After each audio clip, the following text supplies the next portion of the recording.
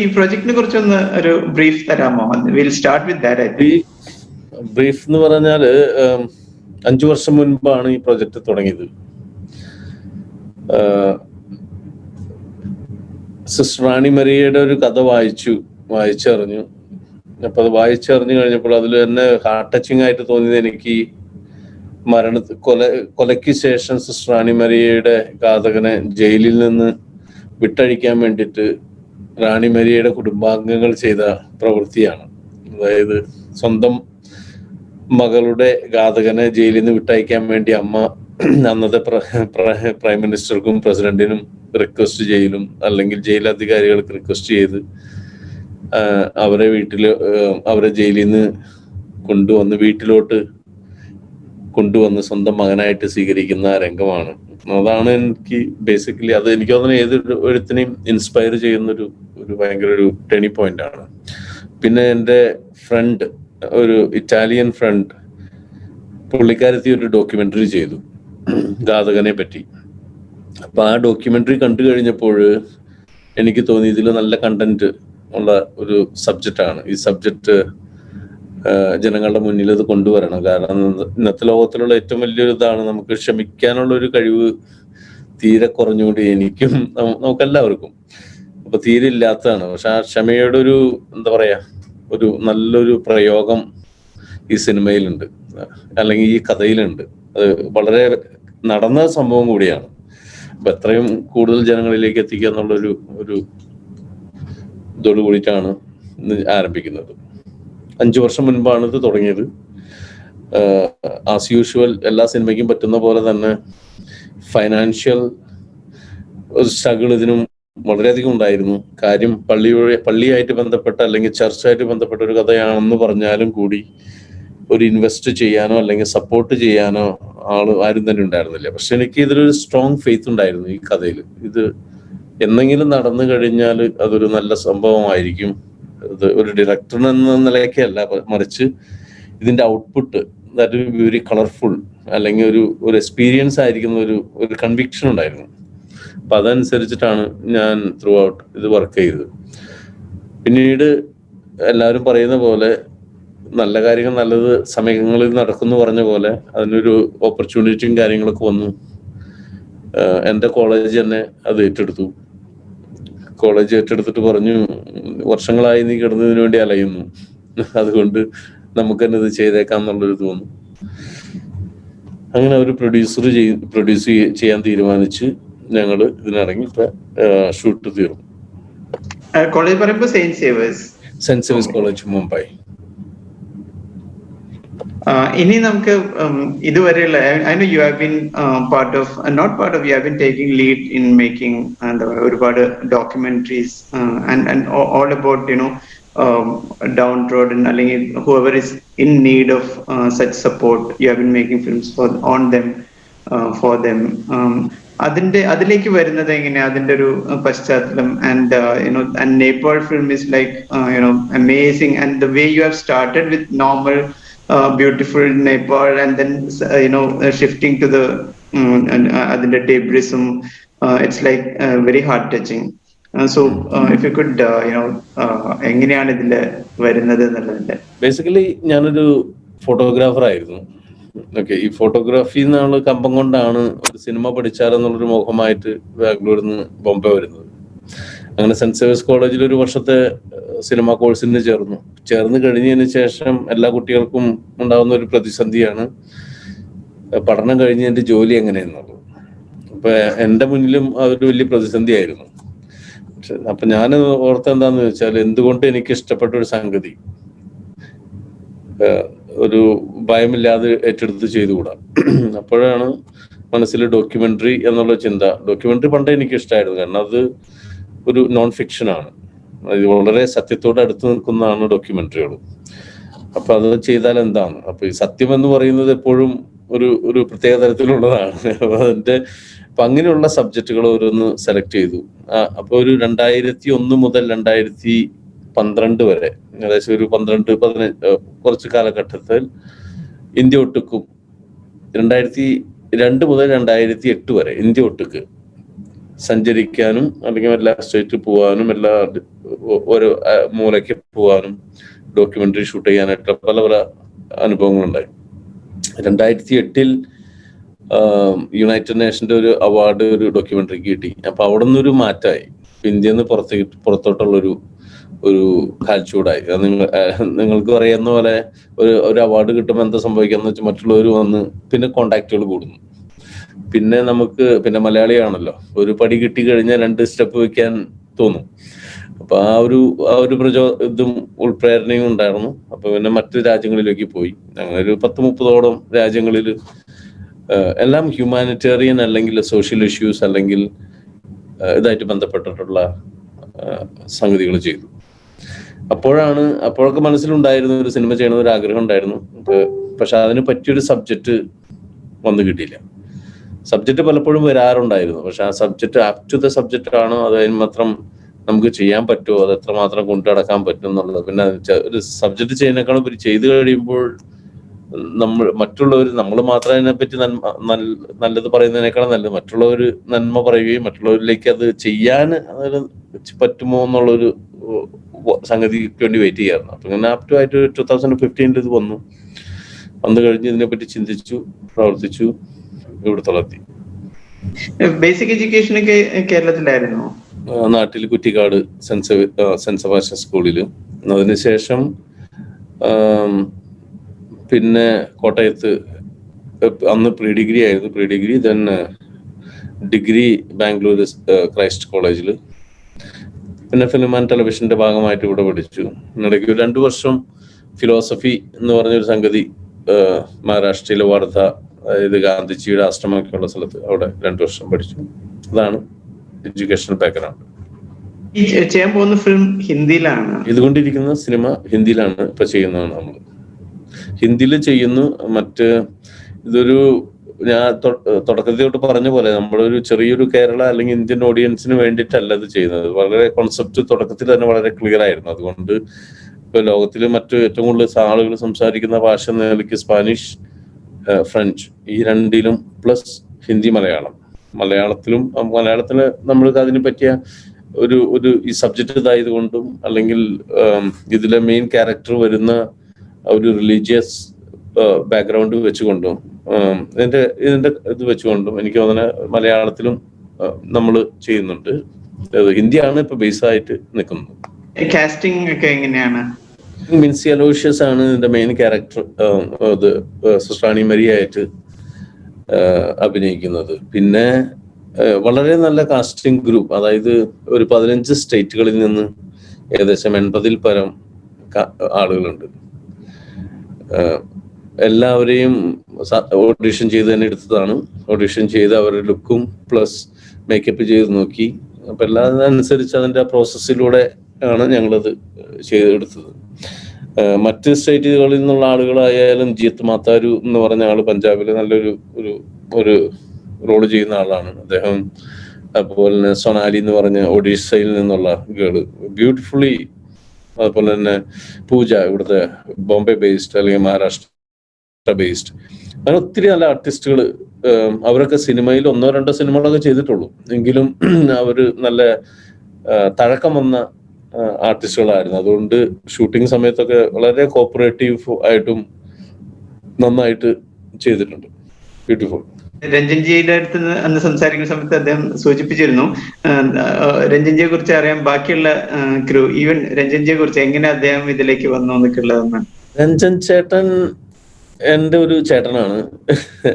വർഷങ്ങളായിട്ട് എനിക്ക് തോന്നുന്നു 2004 മുതലുള്ള ബന്ധമാണ് ഞങ്ങൾ. അതായത് ഒരു 12 വർഷം, 2004 ഒരു 20 വർഷം ആകാൻ പോകുന്നു ഞങ്ങൾ തമ്മിലുള്ളൊരു ഫ്രണ്ട്ഷിപ്പ് കൂടിയിട്ട്.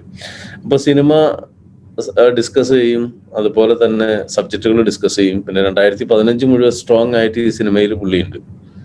ഇതിന്റെ ഓരോ ഘട്ടത്തിലും സ്ക്രിപ്റ്റിംഗ് തുടങ്ങി, ഡിസ്കഷൻ തുടങ്ങി. എനിക്ക് തോന്നുന്നത് രഞ്ജൻ ചേട്ടൻ ഏറ്റവും കൂടുതൽ പ്രീ പ്രൊഡക്ഷനിൽ സമയം ചെലവഴിച്ചൊരു സിനിമയാണത്. അതിന്റെ ഗുണം ഇതിലുണ്ട്. അതിന്റെ വ്യക്തമായ ഗുണങ്ങൾ നമുക്കിതിൽ ഓരോ സ്റ്റെപ്പിലും കാണാൻ പറ്റും. കാരണം കഥ അദ്ദേഹമായിട്ട് ഡിസ്കസ് ചെയ്തു, പിന്നെ സീൻ വൈസ് ഡിസ്കസ് ചെയ്തു, സ്ട്രക്ചർ വൈസ് ഡിസ്കസ് ചെയ്തു. പലപ്പോഴും ഇത് പൊളിച്ചെഴുതുമ്പോൾ എൻ്റെ ഹൃദയം പൊട്ടുമായിരുന്നു. കാരണം എന്താ വെച്ചാൽ നമ്മള് 3 മാസമൊക്കെ കുത്തിയിരുന്ന് വർക്ക് ചെയ്ത് കൊണ്ടുചെന്ന് പുള്ളിയുടെ അടുത്ത് ചെല്ലുമ്പോൾ പുള്ളി പറയും അത് നമുക്ക് ഇങ്ങനെ ചെയ്താലോ എന്ന് ചോദിക്കും. അപ്പൊ അത് പിന്നീട് ചിന്തിക്കുമ്പോഴാണ് പറഞ്ഞത് അത് കറക്റ്റ് ആയിരുന്നു. കാരണം അദ്ദേഹത്തിന്റെ ഒരു 100-ൽ പരം സിനിമ എഡിറ്റ് ചെയ്ത എക്സ്പീരിയൻസ് വെച്ചിട്ടാണ് പുള്ളി പറയുന്നത്. ഞാനെന്ന് പറഞ്ഞാൽ ഒരു ഡോക്യുമെന്ററി തലത്തിൽ നിന്ന് ഉള്ള ഒരു ലുക്കിൽ നിന്നാണ് പോകുന്നത്. അപ്പൊ ആ 2 വർക്കിംഗ് ശൈലികള് തമ്മില് ഞാൻ എപ്പോഴും അദ്ദേഹത്തിന്റെ സജഷൻസ് ഞാൻ വളരെ വാല്യുബിൾ ആയിട്ടാണ് എടുക്കാം. അപ്പൊ അദ്ദേഹം എന്തെങ്കിലും പറയുന്നുണ്ടെങ്കിൽ അത് പിന്നെ പുള്ളിക്കുള്ള ഏറ്റവും പ്രത്യേകത എന്ന് പറഞ്ഞാൽ ചുമ്മാ കാര്യങ്ങൾ പറയില്ല. എന്തെങ്കിലും പറഞ്ഞു കഴിഞ്ഞാൽ അതിനെ ഒന്ന് അവലോകനം ചെയ്ത് ആ പ്രോസസ്സ് നടക്കാൻ പറ്റുമോ ഇല്ലയോ എന്നുള്ള വളരെ കൃത്യമായിട്ടൊരു ഒരു ഡിസിഷനിൽ എത്തിയതിന് ശേഷം ആണ് പറയുള്ളൂ. അതൊന്നും പറയില്ല, പിറ്റേ ദിവസം വിളിച്ചു പറയുള്ളൂ. അപ്പൊ അതുകൊണ്ട് പുള്ളി എന്തെങ്കിലും പറഞ്ഞു കഴിഞ്ഞാൽ അത് ഉറപ്പാണ്.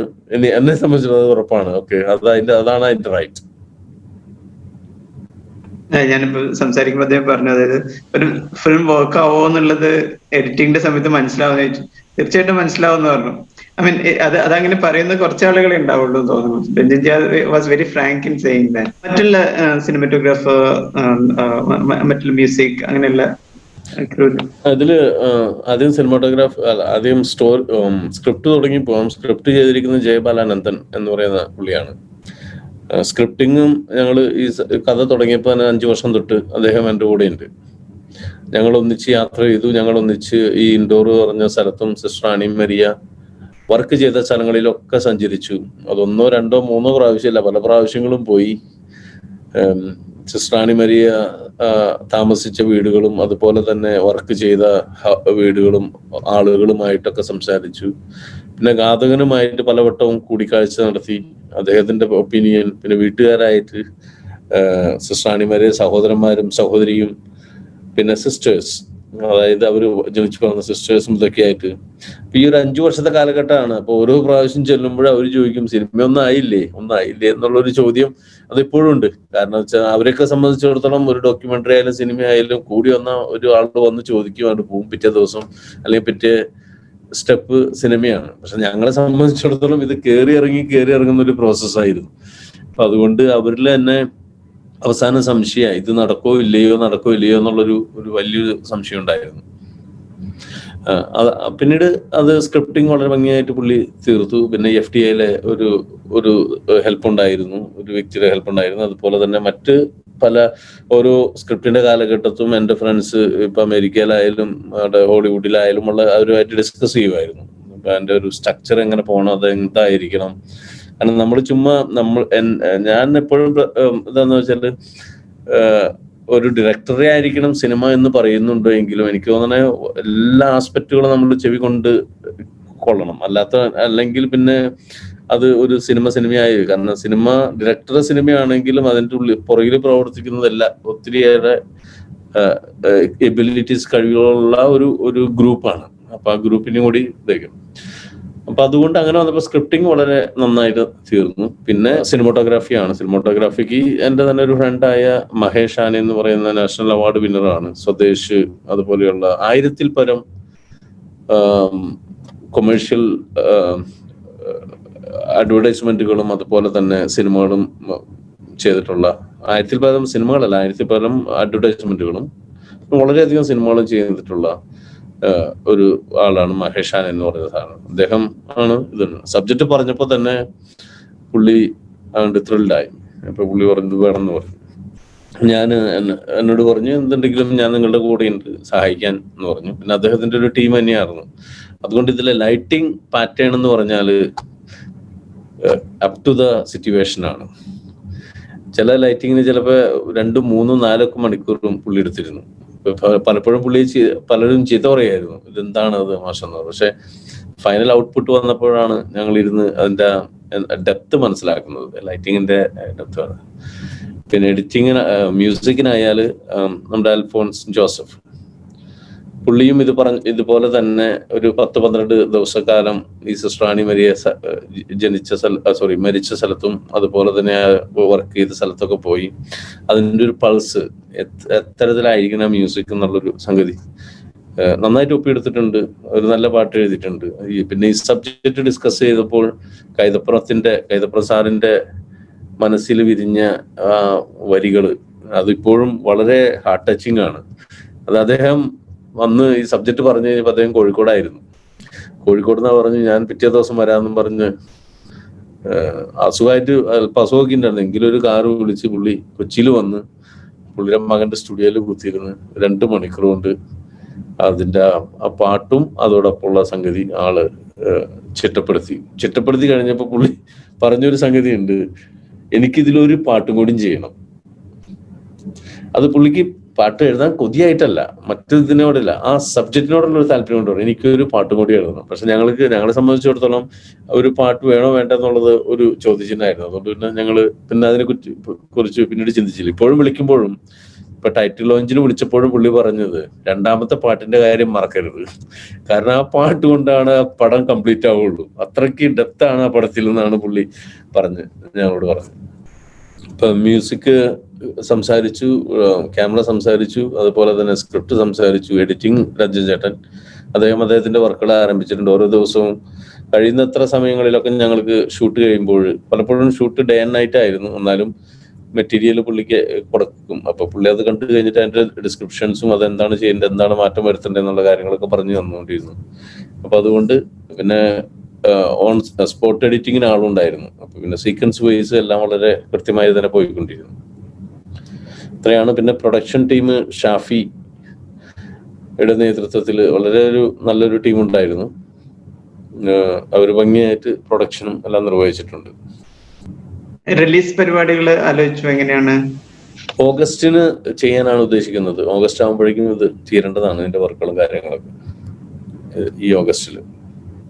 പുതിയ കാലഘട്ടത്തില് പല ഓപ്ഷൻസ് ആണ്, തിയേറ്റർ, OTT, അങ്ങനെയുള്ള സാധ്യതകളൊക്കെ. And you are also planning for international audience. International audience ആണ് നമ്മുടെ ഫസ്റ്റ് ടാർഗറ്റ്. അത് പറയാതിരിക്കാൻ മേല.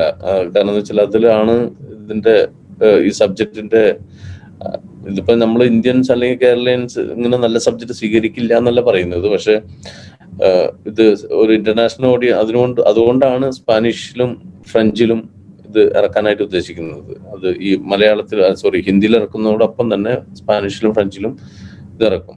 പിന്നെ ഓഫ് കോഴ്സ് ഇത് ഏത് പ്ലാറ്റ്ഫോമിലാണ് റിലീസിംഗ് എന്ന് ചോദിച്ചു കഴിഞ്ഞാൽ എന്തായാലും തിയേറ്ററിൽ ഓടിക്കണമെന്നാണ് ഏതൊരു സിനിമ ഡയറക്ടറെ ആഗ്രഹം. ആ തിയേറ്ററിൽ ഓടിക്കണമെന്നുണ്ട്. അതോടൊപ്പം തന്നെ ഒത്തിരി ഫെസ്റ്റിവൽസ് ഡയറക്ടേഴ്സുമായിട്ടുള്ള ഡിസ്കഷൻ നടക്കുന്നുണ്ട്. അപ്പൊ രണ്ടും ഒന്നിച്ച് നടക്കുമെന്ന് ഉള്ളൊരു പ്രതീക്ഷയാണ്. You have been a documentary filmmaker mostly. അപ്പോൾ അതിന്റെ ഒരു pattern, people say that documentaries അതിന്റെ ഫോം ആവുന്നത് എഡിറ്റിംഗ് ടേബിളിലാണ് ഒരു ചൊല്ലുണ്ടല്ലോ. So when you wanted to conceive something for a film, feature film, അതിൽ വരുത്തിയ മാറ്റങ്ങൾ, what were the learnings?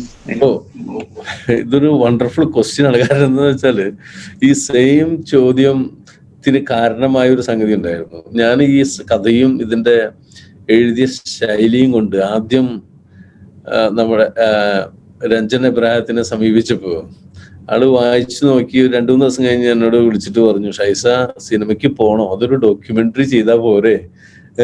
കാരണം ആ ശൈലിയിലാണ് ഞാൻ എഴുതിയത്. ആ ശൈലിയിൽ എഴുതിക്കൊണ്ട് ആ ടൈപ്പ് ഓഫ് റൈറ്റിംഗ് ആയിരുന്നു എൻ്റെ. അപ്പൊ ഞാൻ പറഞ്ഞു അല്ല, അതുകൊണ്ടാണ് ഞാൻ നിങ്ങളുടെ അടുത്ത് വന്നത്. കാരണം എൻ്റെ ശൈലി ഇതാണ്, ഈ ശൈലി മാറ്റിയെടുക്കണം. അപ്പൊ അങ്ങനെയാണ് പുതിയൊരു സ്ക്രിപ്റ്റ് റൈറ്റർ വെച്ച് അത് മൊത്തം മാറ്റി മറിച്ച് അതൊരു സിനിമ സ്റ്റൈലിലാക്കി. അപ്പൊ അതൊരു പെയിൻഫുൾ ഒരു സംഗതിയായിരുന്നു. ഒരു സ്ട്രക്ചർ നമ്മൾ ചെയ്തുകൊണ്ടിരിക്കുന്ന നമ്മുടെ ആ ശൈലി എടുത്ത് മാറ്റി കഴിഞ്ഞ് വേറൊന്ന് സ്വീകരിച്ച് അതിലത്തെ കറക്ഷൻസ് അക്സെപ്റ്റ് ചെയ്തത്.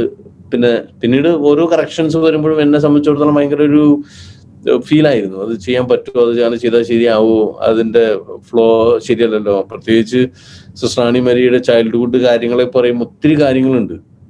അപ്പൊ കുറെ എഴുതി ഇങ്ങനെ വെച്ചേക്കണം, ഒരു 3-5-10 പേജ് ചൈൽഡ്ഹുഡ് വെച്ചേക്കണം. അപ്പൊ ഡിസ്കഷന് കുത്തിരിക്കുമ്പോൾ രഞ്ജേട്ടൻ പറയാം അതിന്റെ ഒന്നും ആവശ്യമില്ല, നമുക്ക് അതൊന്നും ചെയ്യണം. പക്ഷെ എന്നെ സംബന്ധിച്ചിടത്തോളം അത് കറക്റ്റായിട്ട് വരണം. വർഷം കറക്റ്റ് ആയിട്ടിരിക്കണം അതിന്റെ. കാരണം നോൺ ഫിക്ഷൻ അതാണല്ലോ, നോൺ ഫിക്ഷൻ എപ്പോഴും based on certain fact and figures. അത് we cannot change it. But ഫിലിമിൽ വരുമ്പോൾ അതിന്റെ വളരെ സുതാര്യതയാണ്. അതൊന്നും അതിന്റെ ഒരു ആവശ്യമില്ല. അതിന്റെ ഒരു സംഭവം നടന്നു, അതത്രേ ഉള്ളൂ. അത് എങ്ങനെ നടന്നു, എപ്പോൾ നടന്നു എന്നുള്ളതൊന്നും അധികം ചോദിക്കേണ്ട കാര്യങ്ങളൊന്നും അതിൽ വരുന്നില്ല. Interesting. Talking about other aspects, like, and then a matrix of learning. Kind of a system where what you have to do is that you don't go to the schools and colleges. You learn through interacting with one another.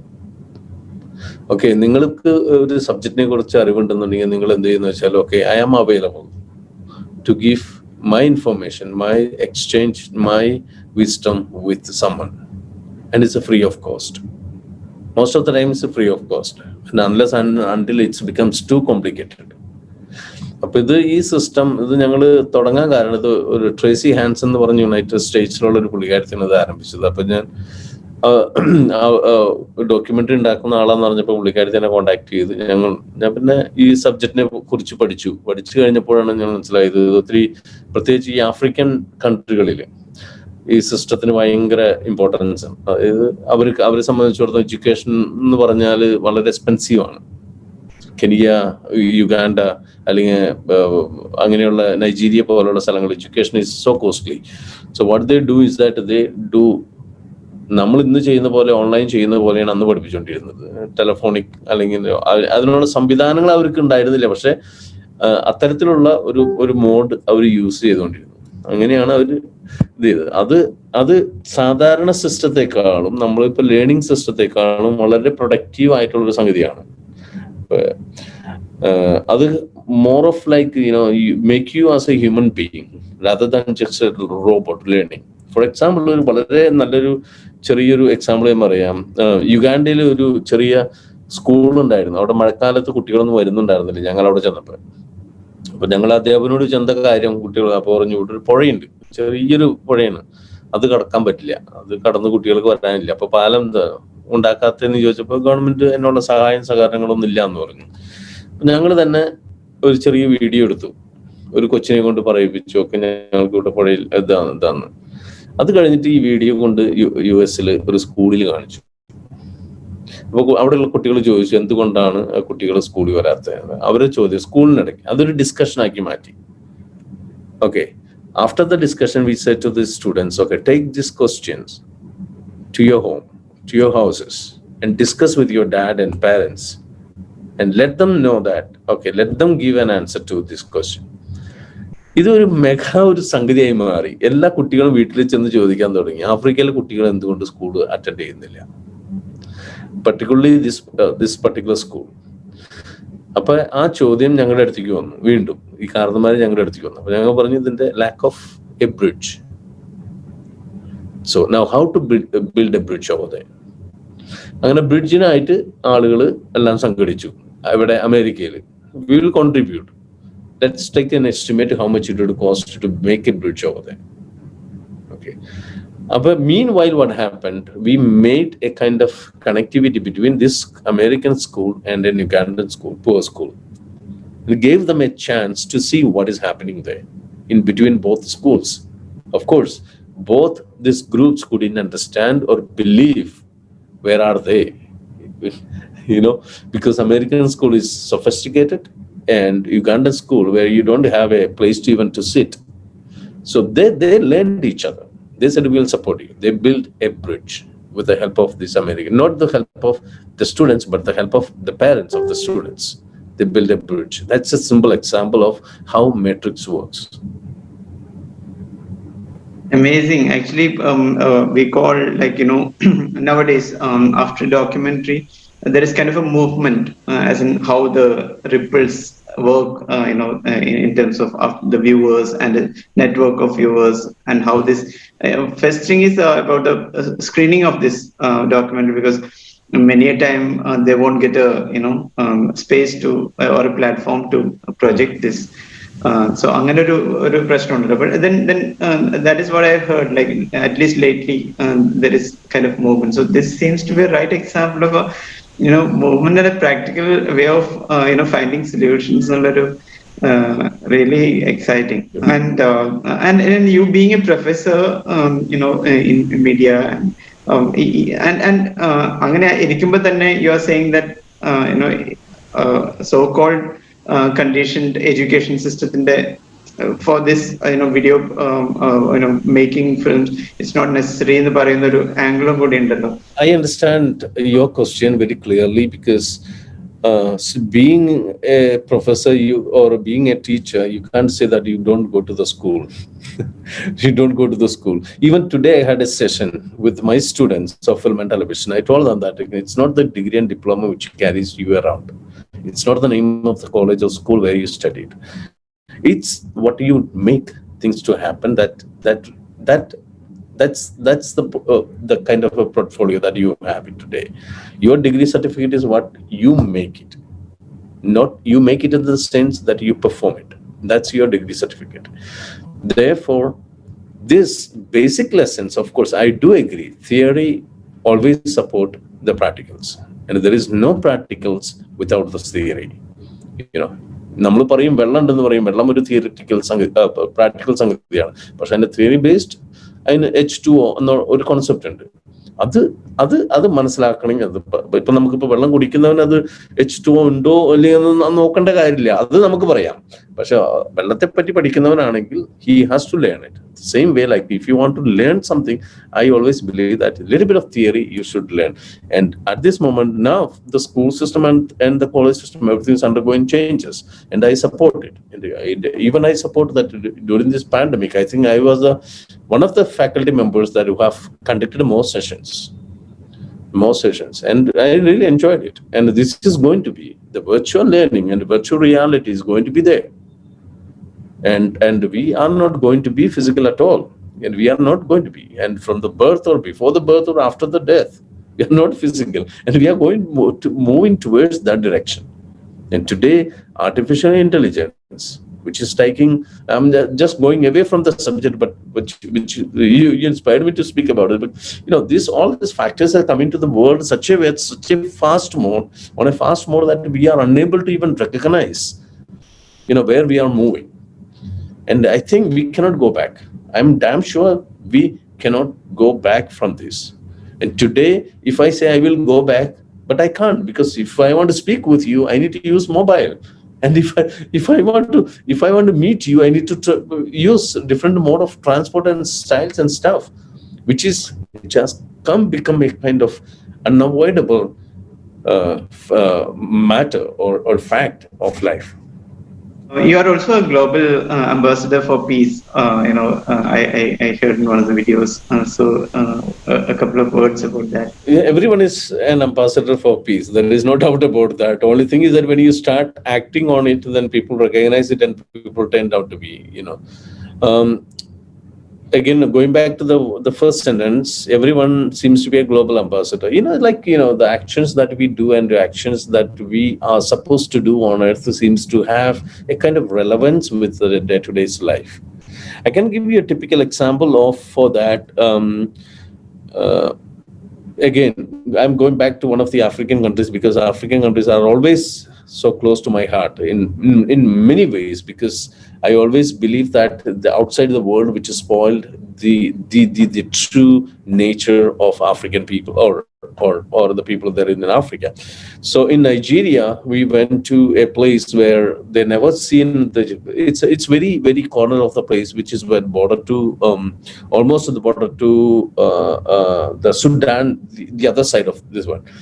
Then what happened is that there we could see the kids wandering without education. So we asked them, what is the reason why you don't go to the schools? They said, the government has stopped funding us for the education. Therefore, we don't have.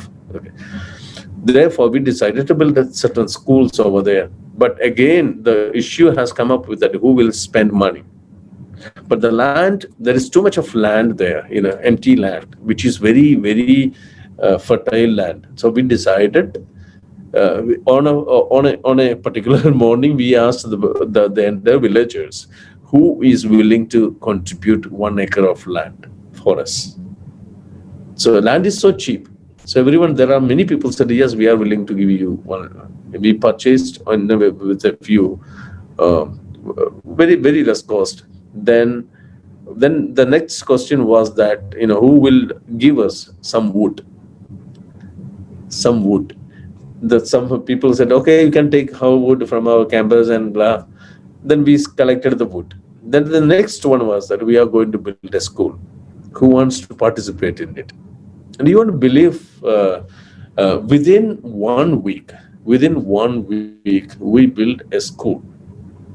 And some of the educated people there said that we will teach. After seeing all these things happening, they said, okay, we'll teach free of cost. So then started teaching. And we build a school such a way that it's not the formal education as such, but educating in all the fields. If they want to be in the field of stitching or whatever, that we call it empowerment. So that was happening over there, and we did that. Feature film, that is one great achievement. What's next? Great achievement alla, the achievement ആയിട്ട് ഇങ്ങനെ continue. I hope so it's going to be achievement ആവുന്നുള്ള പ്രതീക്ഷയാണ്. പ്രത്യാശയോട് കൂടി ചെയ്യുന്നു. ഇതുപോലെയുള്ള സിനിമകൾ തന്നെ ചെയ്യണമെന്നാണ് ആഗ്രഹം. ഇതുപോലെയുള്ള സപ്പോർട്ടീവ് ആയിട്ടുള്ള ആളുകൾ വന്നു കഴിഞ്ഞാൽ, കാസ്റ്റും പരിപാടികളും അതുപോലെ പൈസയും വന്നു കഴിഞ്ഞാൽ ഇതുപോലുള്ള സംഗതികളൊക്കെ ചെയ്യണമെന്ന് വളരെ ആഗ്രഹമുണ്ട്. Thank you so much, Shaison. Thank you. It was nice interacting with you, and I appreciate your questions so much.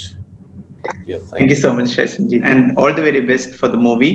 Yeah, thank you. And we'll connect soon on future projects. Yeah, sure. Bye. Media Mathangi മറക്കാതെ subscribe ചെയ്യൂ. നിങ്ങളുടെ അഭിപ്രായങ്ങൾ comment ചെയ്യൂ. Thank U.